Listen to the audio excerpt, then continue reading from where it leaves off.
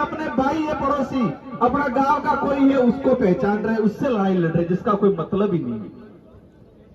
तो इसी क्रम में कई वक्ता रहे हैं, कई वक्ताओं की लंबी लाइन है, लेकिन मैं आप सबसे गुजारिश करना चाहूंगा कि हमें शिक्षित बनना है, और शिक्षित बनेंगे तो समस्या को पहचानेंगे, और समस्या को पहचानने के बाद उसका हल निकालेंगे और दुश्मन को पहचानेंगे।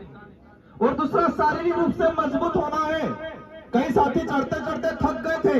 हम हमारे बुजुर्गों से सुना करते थे कि हमारे कलजी बेमा, जो हमारा दम्बुआ थाना हुआ करता था, गोविंद गुरु महाराज यहाँ जब 1913 से पहले कार्यक्रम करते, तो सुबह 7 बजे उनकी अटेंडेंस होती थाने में, और शाम को शायद 5 या 6 बजे फिर थाने में अटेंडेंस होती। तो वो सुबह 7 बजे वह अटेंडेंस करके यहाँ पर आते, और शाम को 5 बजे अटेंडेंस, यहाँ शाम को 5 बजे वापस जाके अटेंडेंस देते वहां थाने में।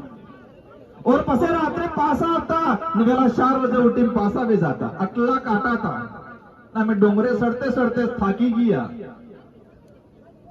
तो शारीरिक रूप से भी मजबूत होना है, और आने वाले समय में हमारे समाज को एक नई दिशा देनी है। हम सबको मिलके, हम तो हमारा सबका उम्र चली जाएगी, लेकिन आने वाली पीढ़ी की रक्षा कैसे करनी है उस पर विशेष ध्यान देना है हम सबको मिलके। और हर समाज में एक बात ये ध्यान रखना, ये विचारधारा नेता बनाने के लिए नहीं खड़ी की थी।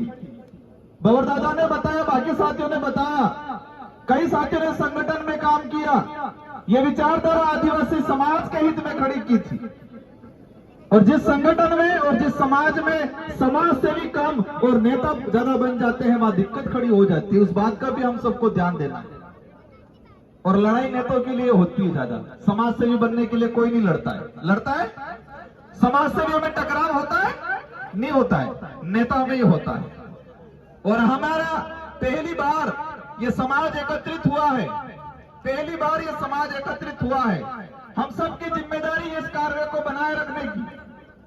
अगर हमें अभी दिक्कत हो गई तो आने वाले 20-25 साल, 50 साल तक ये समाज वापस एकत्रित नहीं हो पाएगा, उस बात का ध्यान रखना।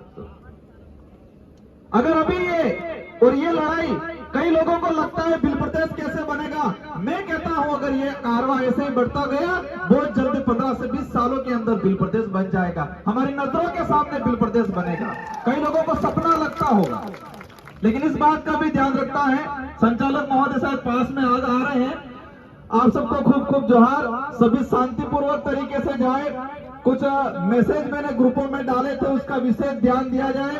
और हमारे शासन प्रशासन को भी, हालांकि पार्किंग में मुझे लगा शासन प्रशासन सिर्फ 100 करने के लिए खड़ा किया था, ऐसा लगा, पार्किंग में ध्यान नहीं दिया जाता। एक यहाँ निमेश खाट, जो भी मेरे पास मैसेज आया, जिसका सीकर में इसकी डेथ हो गई, अभी तक कुछ नहीं हुआ।